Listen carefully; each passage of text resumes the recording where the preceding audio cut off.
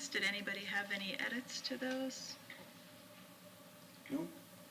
Okay, just need a motion. So moved. Second. All in favor? Aye. Aye. Make that easy. All right, I don't think we have any citizens to be heard today, do we? Nope. Okay. So we're going to switch up our new business items a little bit and start with our presentation from the city clerk.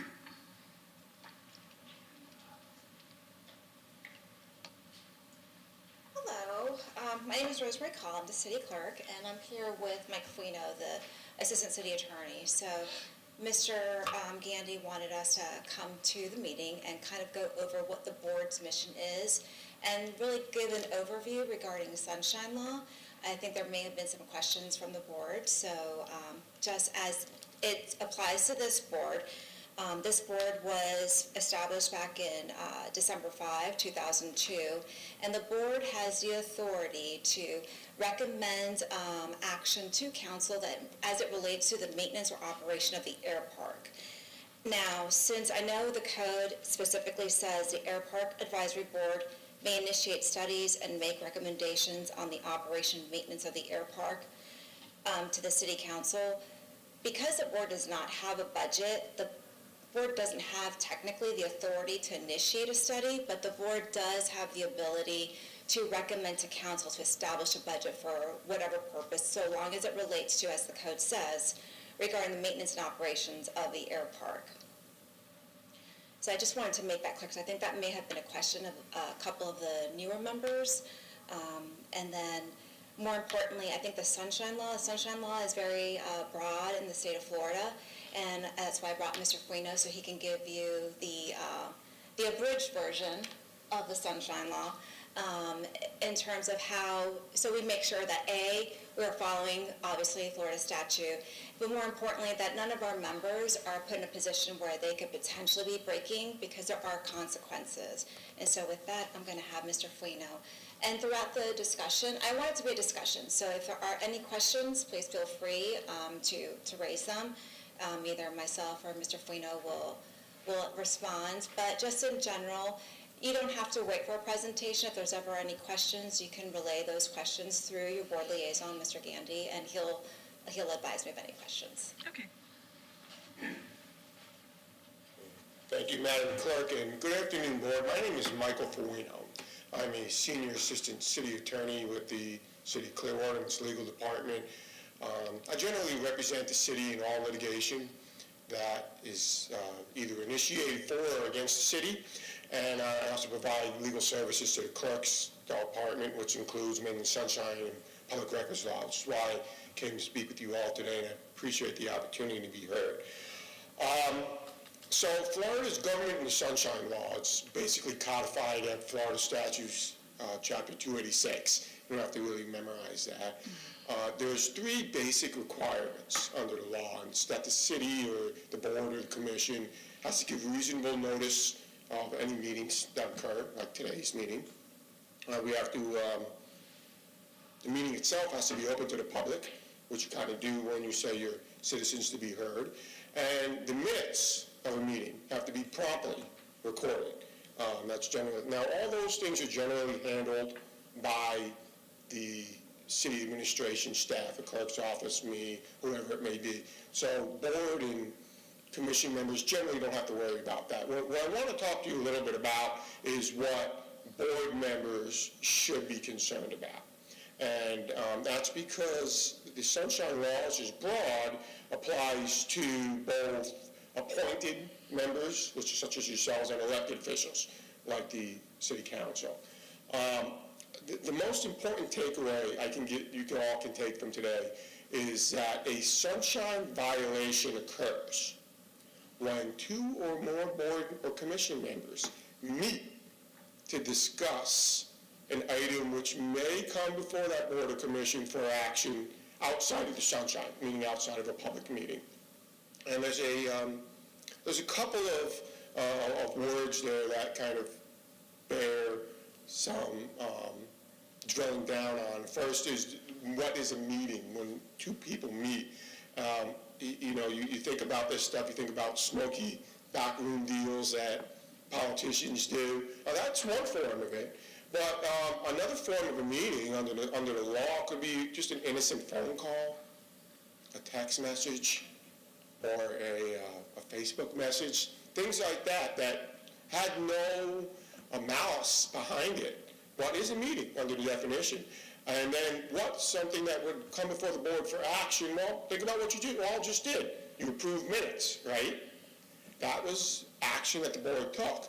Now, a sunshine law violation could have occurred if, say, you got the draft minutes ahead of time, and one board member texts another board member and says, you know what? That silly clerk put a period where they should have put an apostrophe. That is, and the other member replies, yeah. So you know what I'm going to do? I'm going to reject the minutes. That's silly, right? But it's also a sunshine violation. And so what are the consequences of something like that? Well, for those smoky backroom politician deals, those are some criminal penalties for that. When someone knowingly violates sunshine law, where you have those backroom deals. And in that case, the law defines those sort of violations as a violation of a second-degree misdemeanor, which means that the violator could find up to 60 days in county jail and 6 months of probation and all sorts of collateral criminal consequences that flow from that. Those are the ones you knowingly violate, those smoky backroom deals. Another thing could be removal from office. That could be provided in the Florida Constitution, it could be provided by the statutes, and very well could become right from the governor himself, or herself, excuse me. There's also non-criminal penalties, usually for knowing or grossly negligent violations of the statute. There could be fines of up to $500. And then there could be civil lawsuits that are filed. I've defended the city in certain alleged sunshine law violation lawsuits.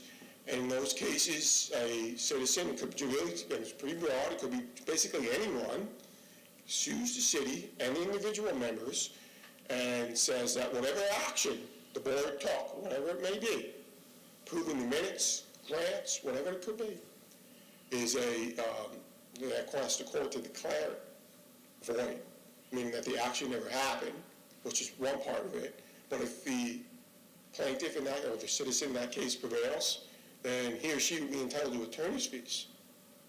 And the law says that the individual members could be liable for those fees. So there's financial consequences that could be involved in that. And then finally, any action that's found to be in violation of the sunshine is, as I said, void, which means that whatever good work you all have done will be undone, and if you want it done again, you'll have to redo it. So it becomes a big time suck for everyone.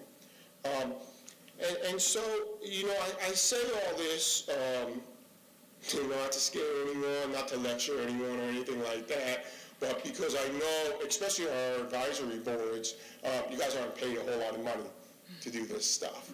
So you are volunteering your time and your effort to do good work for, frankly, my employer, the city of Clearwater, and places where you all live.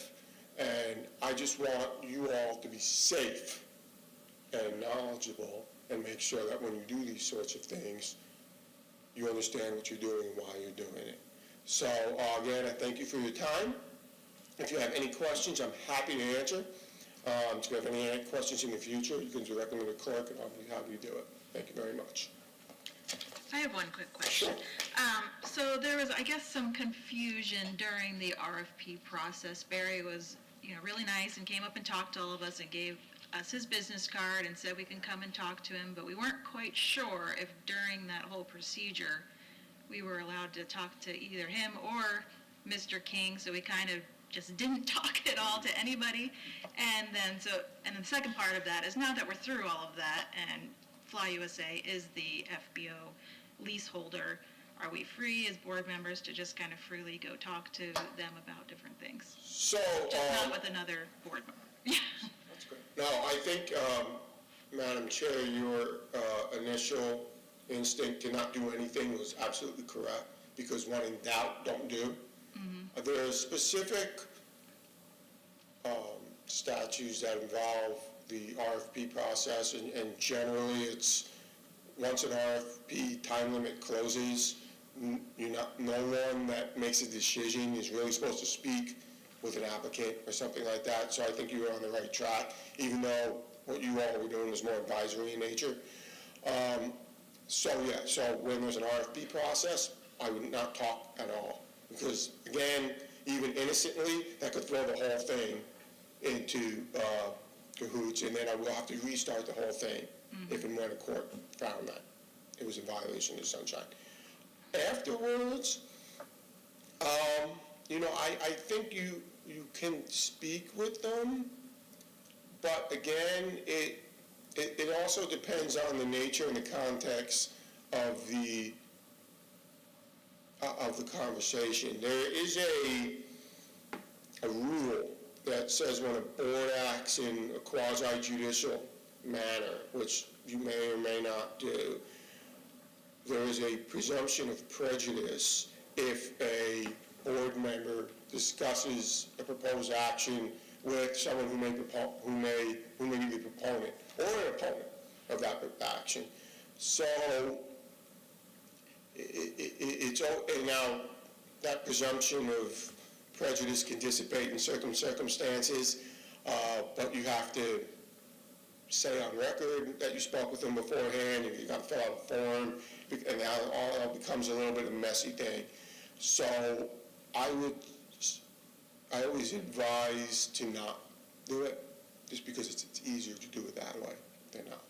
Well, so to that point, so not just a member of this board, but I'm also an Airpark user and a member of a pilot organization that utilizes the Airpark, and I don't want to just go there and be like, can't talk to you, Barry, kind of thing. Or what if you say a disclosure of, I'm here as the organization representative? I think, as to what Mr. Quino said, I think individually, you as individuals can talk to him.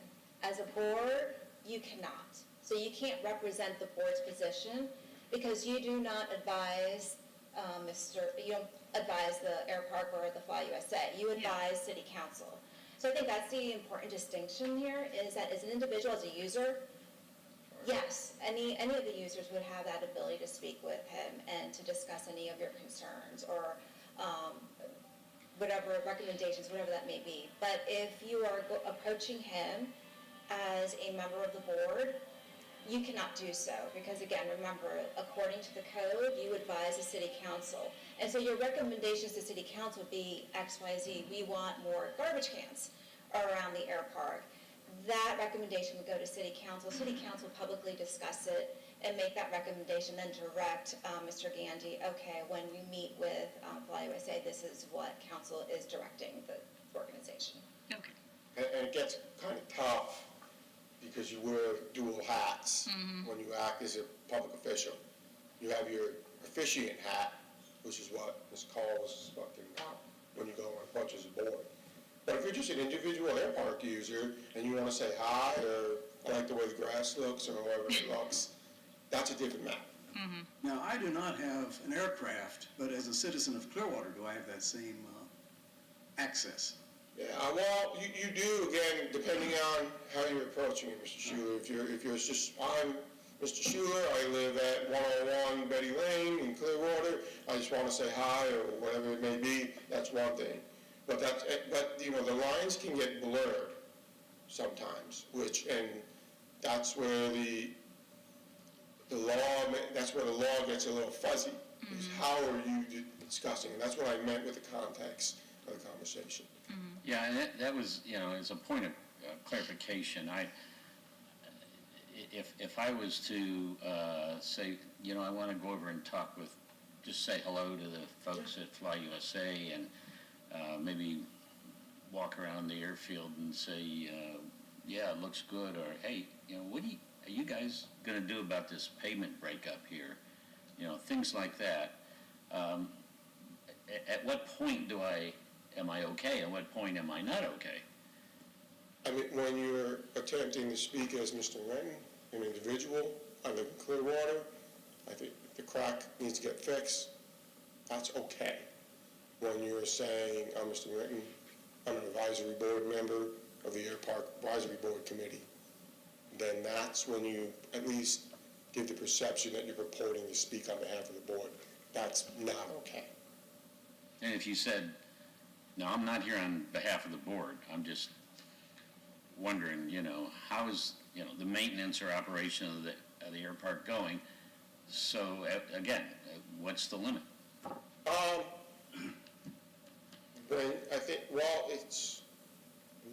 don't think there's necessarily a limit to what you can say, it's how you say it, if that makes sense. Are you saying it in your individual capacity, or are you saying as your capacity as a board member? And again, the line can get blurry, because you could say, I'm here in my individual capacity, but maybe what you say seems to denote that you're not. And that's where people can get in trouble. Okay. Okay, so I think that answers my question. Like, even if you gave a disclosure, like I'm here as a city resident, if you kind of cross that line and start talking about board stuff, then it doesn't matter if you said you were here as a city resident or Airpark user or whatever. You kind And of. it could be very easy to do that, just in normal course of conversation, and it may even be unintended. That's why I said at the beginning that even those unintended issues with sunshine can be violations. I just wanted to add that every board member receives, along with their congratulations, you've been appointed to the board, you receive a packet that includes, and I did provide you at your seats, an updated State of Florida's ethics and sunshine amendment booklet, and it does include sunshine and public records and some frequently asked questions. It's a really good guide to look at. But then also, I provided a copy of the city attorney's memo that he also provides in terms of advisory boards and public records. I think one of the main important things to go away from this is that if it's more than one of you talking about items that could potentially, or you're not even sure that it may come, I always recommend, if you don't know, then don't talk about it if it's more than two and it's something that could potentially come before the board. The other thing to remember also, it does not mean that you can't socialize together outside of board meeting business. It's okay to socialize, just make sure you don't discuss items that come before the board because it's perception. So let's say all three of you or just happen to be at a restaurant, not even discussing Airpark stuff, and Mr. Aquino sees you and he just sees you guys huddled. It's just perception. As long as you're not discussing it, that's okay. That's not a problem. But if you are not sure of an item, it's always best not to. And then more importantly, when Mr. Gandy or any of the staff member or you receive correspondence from a citizen, do not engage because that can be considered a sunshine violation. So if he provides an email, you can respond to him. But let's say one of the board members, you decide to reply all so everybody knows, whatever the answer to the question was. Don't engage once you see that response because at that point it could be a sunshine violation. So those are the main thing is that when in doubt, don't discuss items that come before the board. More than one of you in an event, in an arena of any sort, is considered a meeting, and always know that we, the staff, will make sure that your meetings are noticed. And so notice does mean that it is the time, the date, the location, but that the place is actually accessible to the public. So that's the main thing. Another point of clarification, is there any limit on board members and what we might discuss with Mr. Gandy? Limit in terms, you can discuss with Mr. Gandy items that can come before the board. That's not the issue. Issues of the Airpark, anything like that is okay? No, because that actually will provide him direction. Well, is this a matter that needs to come before the board as an agenda item? And then he can provide whatever information is necessary for the board to act, or raise it up to the city manager and say, hey, I'm getting this feedback from the board. It might necessitate some council action or council feedback. So discussing with the board liaison is fine. But when the board needs to discuss as a group, let's say you're interested in increasing the meeting schedule, for instance, you can discuss it with Mr. Gandy and say, hey, I think the board needs to meet more often because of XYZ reason. and that's okay, then at that point, he would put it on the agenda for the board to consider a discussion, and then at that point, the board action would be to recommend to city council to increase the meeting schedule. Yeah, okay, so if I wanted to talk to Mr. Gandy on something regarding the Airpark, that's That's okay. him and me, that's okay. As Okay, long as it's you and him. yeah, You don't want, no, I'm just saying me and him. as long as there's no other Yeah. board members, I should say. Gotcha. And the other thing too, I think Mr. Fuino alluded to it, you can't use staff as a go-between. So you can't bypass the sunshine law and use staff to try to pull each other members. Right. So that's another thing. It's a little tricky.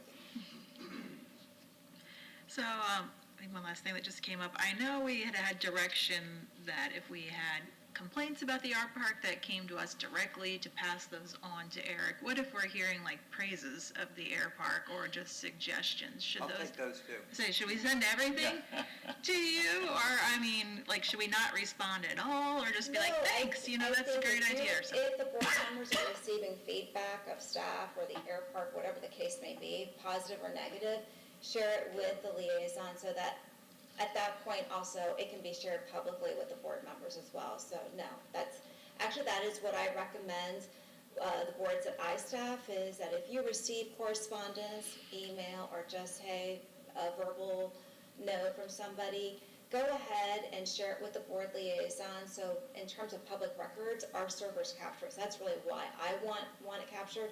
But it also provides some important feedback to the board liaison so that they can either A, put it on the agenda, but more importantly, share it in a public way for the board members. And then I can share it with you without you running afoul of communicating with one another. So that's why they're here today, because it is, Okay. it's sticky. That was all my questions. Did you guys have I'm any good. other questions? No, I'm good. Okay, thank you Thank very you. much. Yeah. All right, next item, Eric, come up for our Marine and Aviation Director Project and Grant updates. So,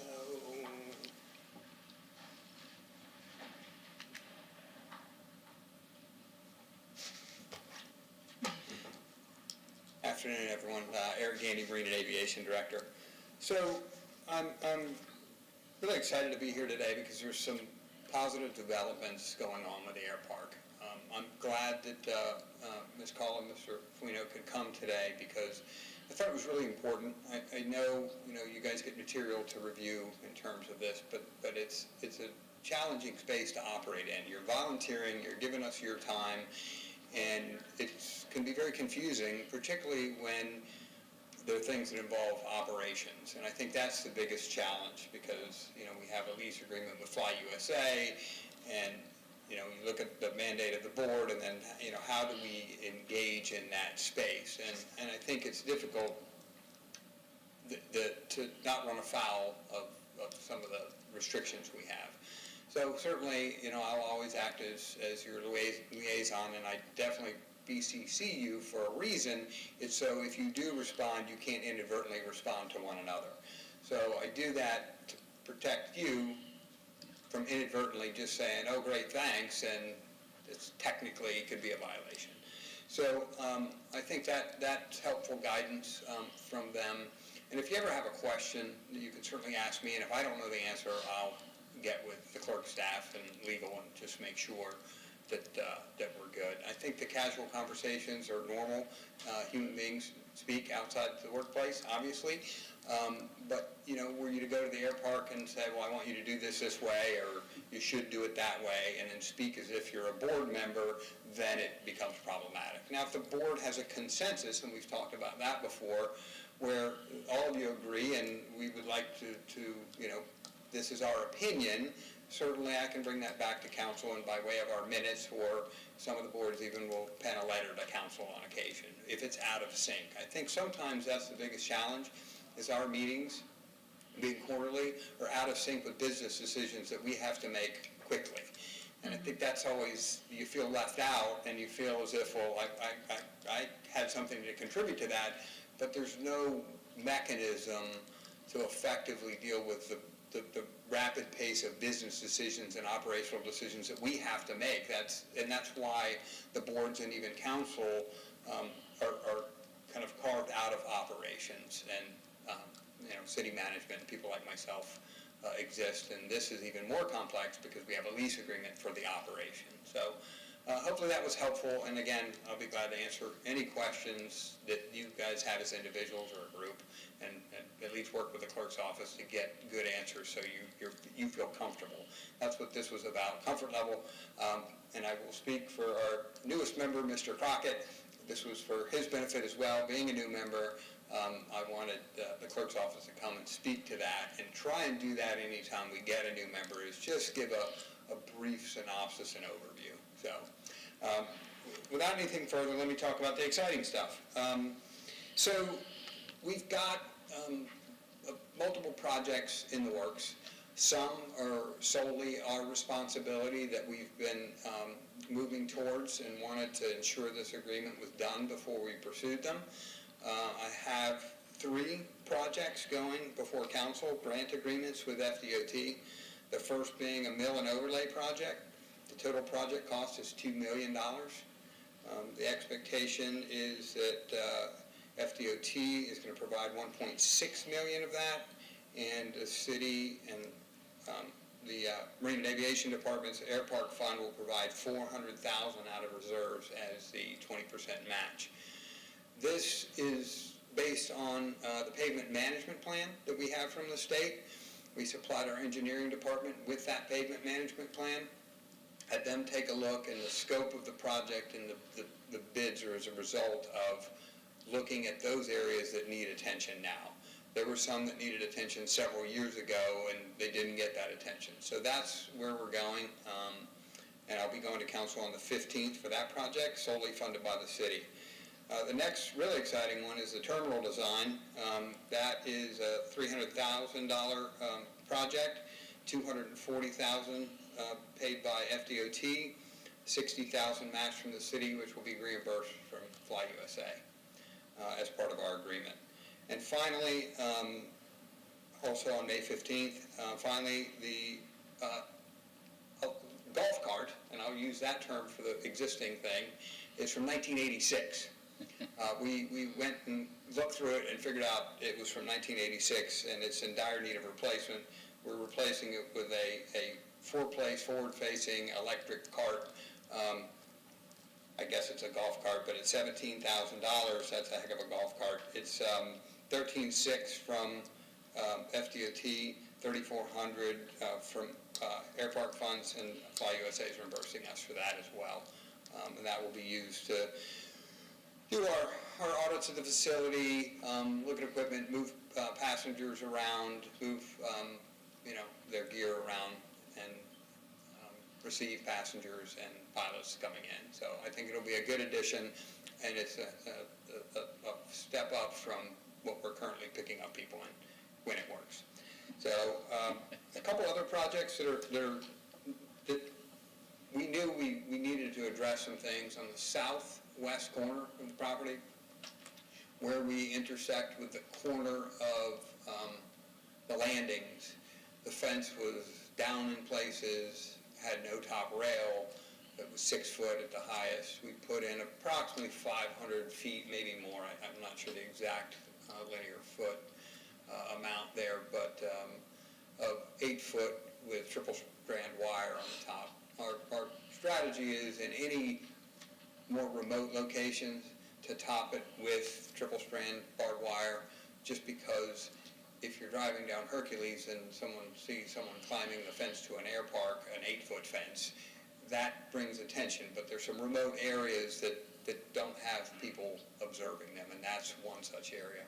There's a much more ambitious project I'm pursuing with a couple other city departments that intersect with us for future CIP several years out, and that's the replacement of the entire perimeter fence. But we are talking several miles of fence, as you might suspect.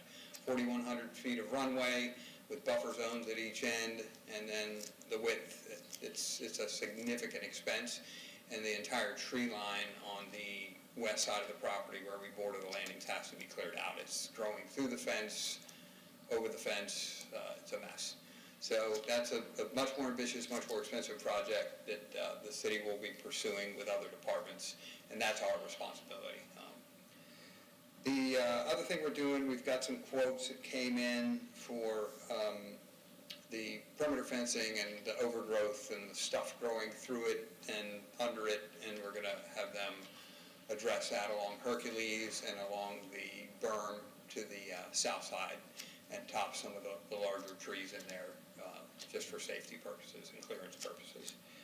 And then finally, and this was actually Barry's idea, and I'd never even contemplated, but we had a security gate mowed down by a guy in a stolen car. It took quite a while to get that replaced, but Barry's initial evaluation was that, why is Grand Avenue closed? And, could we make it safer if we put an entrance in there? And we looked at it and said, absolutely. I'd rather folks drive in any place other than a taxiway. So we have quotes on that, and we'll be installing another Prox access gate off Grand Avenue. And that will allow access to the northern part of the property without driving over a taxiway. So I think some significant safety improvements, some good stuff coming. The mill and overlay project is moving along. I don't have an exact timetable. I've got to go with engineering for an update, but they were looking at bids, and they had already received a couple. We were going to try and see if one of our in-house contractors could do it, but the amount's too much. So we're looking at a couple different things there, and I'm really excited about the prospects going forward to enhance some safety and address some long neglected issues that the can's been kicked down the road for too long. And the mill and overlay is a big one. There was some timetables in there going back 3 or 4 years where we needed to address stuff. But it's a big project, and it will require some logistics and coordination. We certainly don't want to mill and overlay a section that we may be improving with the new terminal or something of that nature. So, there's components of that we got to be mindful of. Yep. So you have the bids on the mill and overlay? Yeah, we've I think the initial bid was under the amounts that we have set aside, but we have to let that process work through, and then we'll get a final idea of what it's going to take. And then are you hiring someone to do the inspection of the placement? Placement of what? Construction supervision?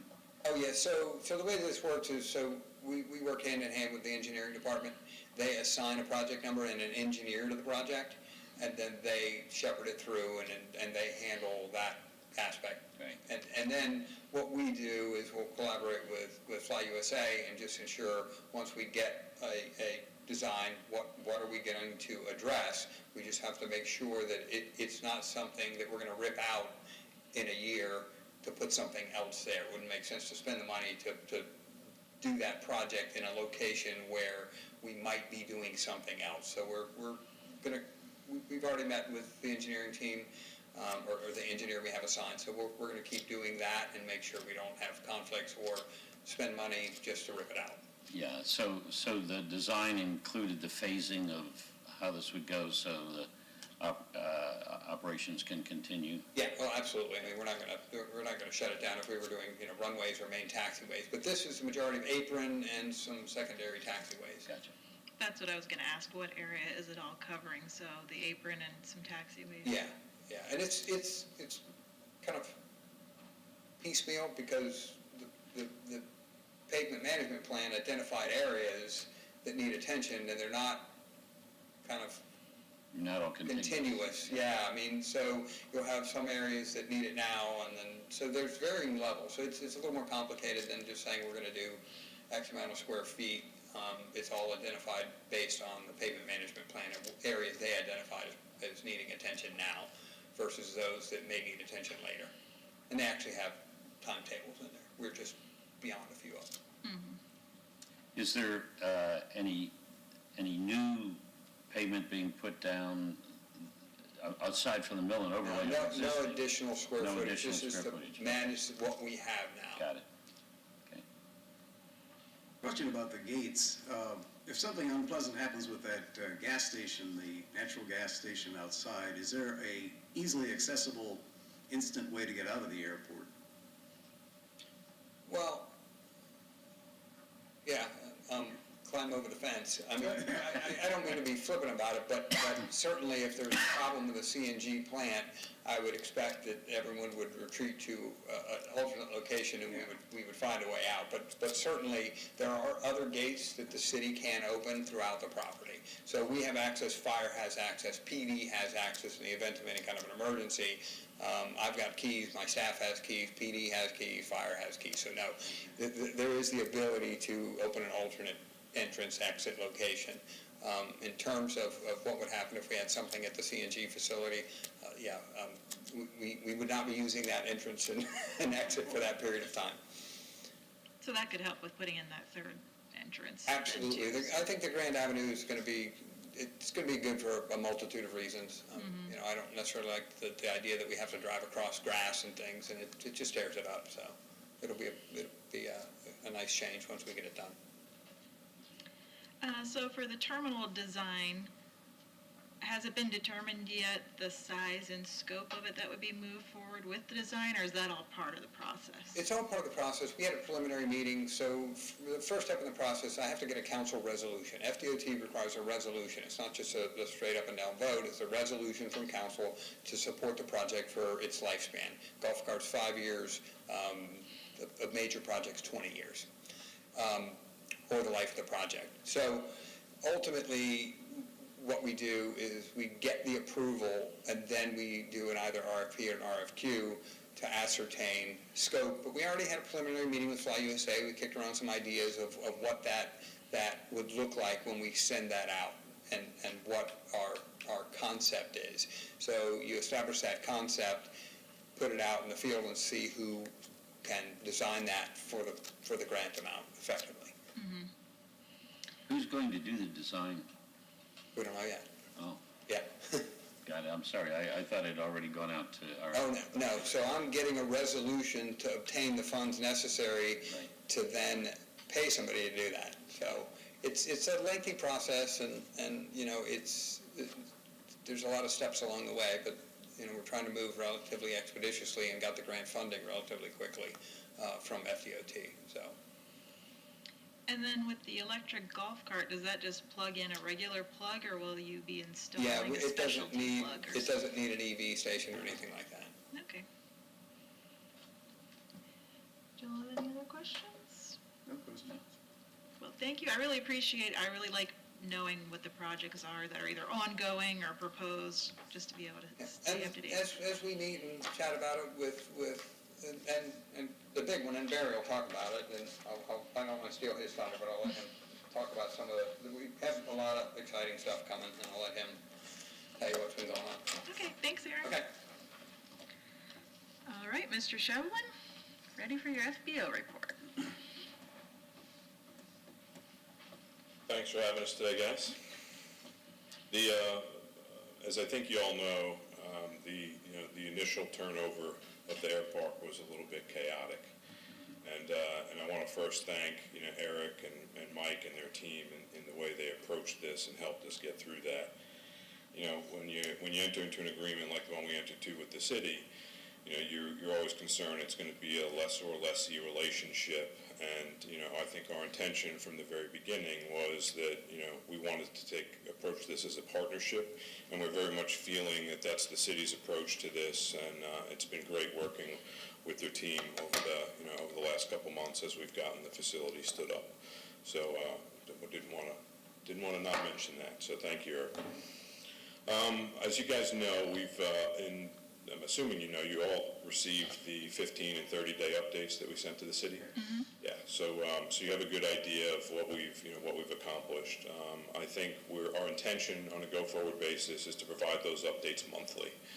So we'll have a 60-day update that we're going to try and get to the city and ultimately to you guys in the next few days. And I think it'll be that same format. Really talk about our safety initiatives first, because safety is first and foremost with us, and then go through the various commitments that we've made to the city as it relates to removing unairworthy aircraft, or our community relations, or making sure that our fuel pricing is among the lowest in the Tampa Bay area. we'll continue to hit home those points and track that progress for you. To recap on a safety perspective, one of the first things we did when the day we took over was bring 2 new fuel trucks to the facility. These are newer trucks with more extensive safety and monitoring capabilities than what was previously there. So we certainly see that as a step forward from a safety perspective. Even though some of the line guys have been there for a dozen or 14 years, everyone there that's working is going through not new, but industry-recognized training to really bring and standardize the training to another level from our perspective. We quickly, during our due diligence process, we realized that a lot of the equipment around the fuel farm was out of date, the fuel hoses, et cetera, and we've updated all of that and made all that equipment current at a cost of about $7,000 to us. The city did not have to contribute to that, and now we feel, again, it's another safety improvement and bring stuff back up to code. So feel good about that. As I think we're working on having an instrument approach installed or published. We negotiated an agreement with a consulting firm called Flight Tech Engineering out of Colorado. We've just executed an agreement with them and the city in the last 2 weeks, I think. And they're now moving forward with assisting us in getting an approach published for runway 16. We've already had dialogue with Tampa Approach. They seem to be very receptive of everything that we're trying to accomplish. So there's nothing we have seen or heard from the FAA or the consulting firm that leads us to believe that we're going to have a problem accomplishing that. I know there's a lot of skepticism as we went through the process on whether that was possible or not, and we feel pretty confident that that's something that we'll be able to accomplish in the next 12 months. And we think that's a big deal. I mean, instrument approach improves safety and utility of the airport, and again, there's nothing more important than safety, right? From an overnight security standpoint, we now have, we're basically staffed there 24/7 now. We did change things a bit from what they were before. As you guys know, the guard shack is on the inside of the fence. Instead of having someone in the guard shack that's inside the fence, which is maybe on the wrong side of the fence, we have the security is in the actual FBO terminal, and there's a local firm that we hired to help us with that. They're kind of an extension of what we're doing, and all signs are that relationship is going to work out well. So we feel good about that. As Eric said, we did identify that the employees and tenants of the north hangars, which is the Tampa Aviation Maintenance Facility and then the corporate hangar, had to drive on a taxiway to get to the hangars. We thought that it would be a good idea to explore putting an access gate on the Grand Avenue entrance. And the city was, again, receptive of that, agreed that it was a good idea, agreed that it aligned with our goals to improve safety and utility at the Airpark. And we look forward to having that installed over the next couple of months. As it relates to the unairworthy or uninsured and inactive airplanes, I think we've identified about 20 planes that we'd like to have relocated. We've sent out 5 non-renewal letters to some lessees. 3 of them have left voluntarily. Another one should be gone next week. And the 5th one looks like he's considering selling a couple fractions of his plane to someone else if the plane starts flying.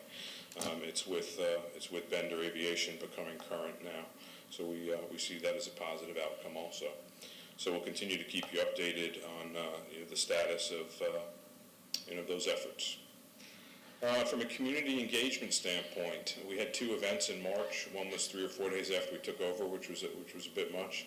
That was the Wine, Wheels, and Wings event for the Tampa Bay Arc Foundation. I think about 200 people attended, and it was a great event, and I think they raised about $100,000. So I think by all marks, that was a successful event. The following week, we had a Young Eagles event on March 11th, which also went off well. And then this coming weekend, there's a pretty interesting event. I think there'll be a Young Eagles event by the FBO. EAA and the 99s are having a pancake breakfast fly-in by the EAA hangar, and then there's going to be a swap meet by the Bender hangar where they're selling, people who have surplus stuff in their hangars have an opportunity to sell it. So looking forward to another good event. On a go-forward basis, we're going to try and consolidate events on the second Saturday of every month and kind of brand it Second Saturday, and work with the EAA and the 99s and the Young Eagles and the community to figure out what we can do to again be a little bit more welcoming to our neighbors in and around the Airpark, and help activate the facility. So we'll stay tuned. We'll keep you abreast of how that's going. As you know, as part of the lease, we agreed to some new flight restrictions for the flight school. We are continuing to educate both the tenants and the CFIs at the flight school on the existing noise abatement procedures and the new restrictions.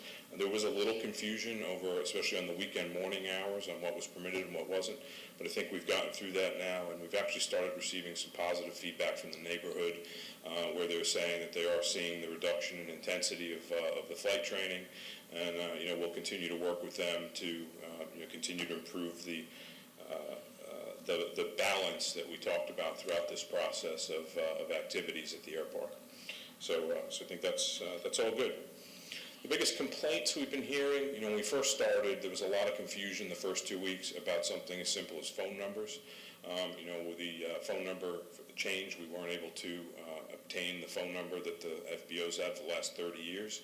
It was terminating in an answering machine, so we had a lot of people that were coming, showing up saying, I left you a message, said we were going to be here, and that we never got the message. And so there's a bit of back and forth and consternation about that, but I think we're fundamentally through that, and that's died down. A couple of the tenants have been, vocal about some of the rent increases. As you guys know from the presentation, there were no rent increases for the tie-down tenants. The shade hangers went up about $20 a month, but the T hangers had a slightly more significant rent increase, about $100 a month. But at the same time we increased the rent, we reduced our fuel prices.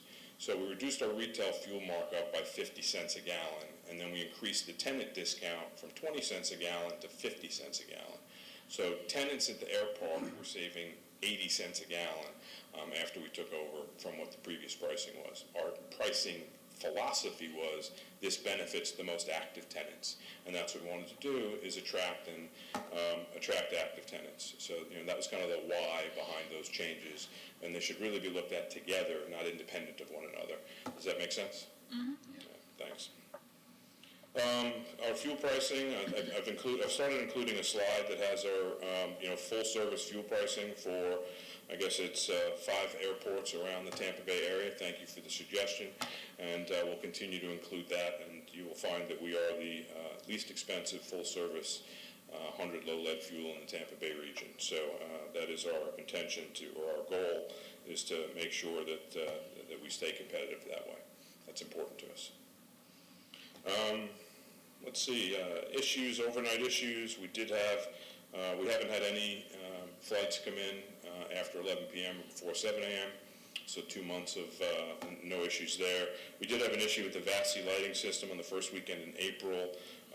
We notified the FAA, we issued a NOTAM. It took them about 3 days to come out and fix it. That is the one part of the Airpark where they are responsible for maintaining.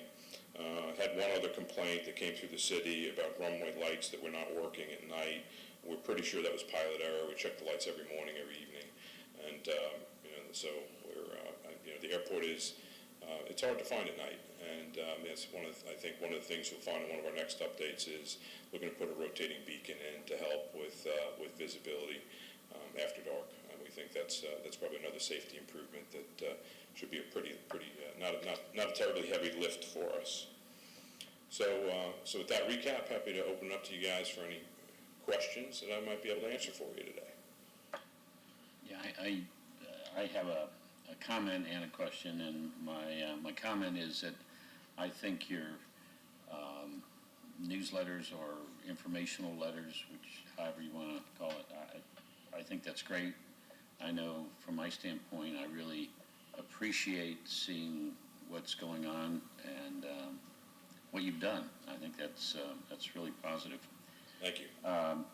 I'm curious on the instrument approach. What type of approach is it going to be? We don't know yet. I can guess and tell you it would likely be an LP plus V. The minimums will be kind of high, probably in the 500-foot range. Yeah. Because of the water tower, I believe. So, but we won't know that for a few months. The consulting firm will work with Tampa Approach and agree on, what the right answer is. But I couldn't say that definitively today. Okay, thank you. I take a look at things every once in a while. I happened to go out in the evening and met the security guard. He was very courteous, and I'm very happy you hired a military veteran who has MP experience, so I think you've got that covered very well. Thanks. Okay, well, I'll just go with my list that I have. I also want to commend you for the report. I also really enjoy seeing things you have planned, what you're currently doing, and the successes that you've had. And it's a very easy to read and understand format. And I think that's also helpful for the tenants, because I've heard that you've shared that out Sure. with them too, and they've been able to read it and said that, it's very easy to go through the whole thing. And I also appreciate you being open to adding those additional relevant airports, because since then I have not heard anything from anybody saying, oh, that's not a comparable airport to add to. So I think that was a great addition on there. And I also want to thank you for your support for having the pancake breakfast swap meet Young Eagles this weekend. I'm really excited. I know I've been seeing it getting shared around the neighborhood, so I'm hoping that we do have the community that shows up in addition to just people flying in. And you answered my instrument question, so my other couple of questions is, do you foresee in the future ever adding MoGas or 100 UL? I'm not sure. I mean, it would require another fuel tank. Mm-hmm. So, I mean, that's a pretty significant undertaking. 100 UL, I think, is probably in the future, but I don't know how far into the future. And my understanding is there's only one wholesale provider that's actually delivering that in Florida today, and that's not our primary provider, so that could create another issue. But I mean, it's something we'll continue to monitor. Okay, and I saw that you had moved what I'm guessing are the derelict aircraft over by Hangar A now, so I didn't know what was your reasoning for putting them back out in the open, I guess, versus kind of being hidden. Actually, so the city came in and actually helped us level the north field. So we were doing work where they were on the north field. I don't know, there was a berm, there was some garbage in there. So that has now been leveled, and if things go the way they will, all those planes will be gone soon, and it won't matter where they are, because they won't be there anymore. So. All right, that answered that question. And then I'm excited to hear about the rotating beacon, and just wanted to see, when did you think, timeline for that? I'm not sure. We're not that far. It's, I don't think that's a terribly difficult thing, so I would hope that it would be something we could accomplish this year. Okay, great. Did you guys have any other questions? I I do. just wanted to mention the community involvement. I'm very pleased all these events are happening, and hope that people know about them. It's Well, we'll be a little bit more assertive with the press and marketing some of the things that we're doing in the future. We really needed to spend the first few months just getting our arms around everything first. So, but I, message received. We want to let people know about the events, and we'll do more in that vein, not too far down the road. And again, we think that branding a second Saturday where people know that there's a specific Saturday every month that something's going to be there can actually help with that. And then I'd say share it to Mike. He's not here, but he's always saying, give everything to him so he can put it out through all the city avenues to make sure that whoever's getting those things will see it too. How was, you said one of the events early on had a couple hundred people attend. Was there a parking issue at all? No, we had they'd done it there for 7 years in a row, so they really had it figured out. What they did was that Grand Avenue gate we talked about, we opened that up. They drove in that ramp, and they had valet service there. The valets would park the cars down Grand Avenue, and then bring them back as folks finished up. Yeah. So I think there were probably 70 cars there, but it was, Grand Avenue was pretty full. Yeah. And they were lined both sides of the street, but that's how they accomplished that. Thank you. Anything else? No? Okay, thank you very much, Mr. Shevlin. You're welcome. Thanks.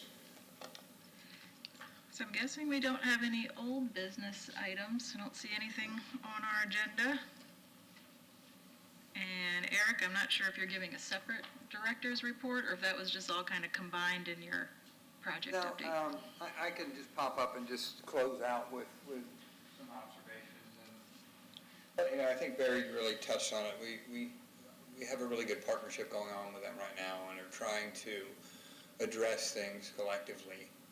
And one of those things is neighborhoods and any complaints we might get. I think there's tremendous value in being able to educate people on what's possible, what's not, how aircraft actually fly versus flying a pattern you would equate to driving a car.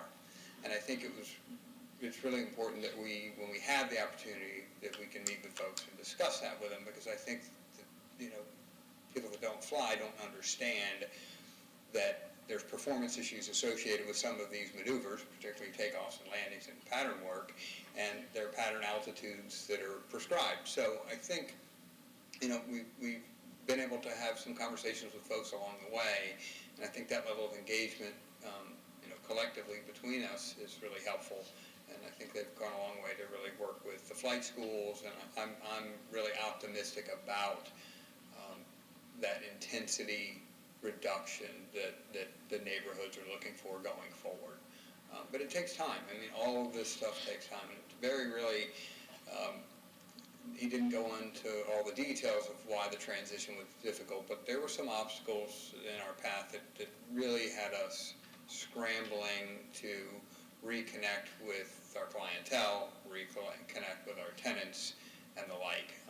But ultimately, any kind of entity that's been operating for a length of time under the same operating conditions, and then you do this significant transition, new philosophies, it takes time. And I think it'll still take more time to fully, evaluate the totality of the circumstances out there and move things along. But I'm really optimistic. We have a good working relationship. We're a phone call away. And again, for you guys, I'm a phone call away. So if something comes up, certainly I can be the conduit for information. It's when, we have these meetings and you have a consensus or of a very specific issue that we want to bring to council's attention, we can absolutely do that too. But I think, it's all a partnership. We need your input on things, and there's things that, we didn't see. And I think that's good because you have relationships with people and you have those, communications with your neighbors and friends and fellow pilots. So very helpful. But just, glad that it's been a couple months and things have definitely turned around in my opinion, and the emphasis on safety is huge. And I think that is probably, the primary focus on any small airport is ensuring that we keep that first and foremost in our consideration. But, thank you. Great, thanks, Eric. Do we have any board members to be heard about anything? No? So nothing else that you guys need to talk about until our next meeting?